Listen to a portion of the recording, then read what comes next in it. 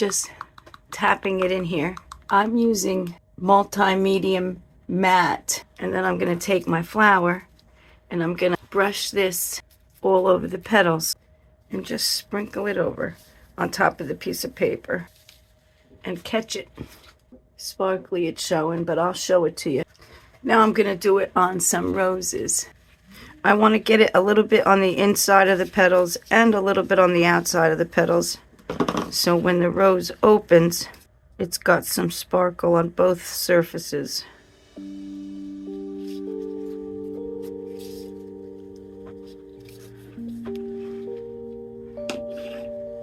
Then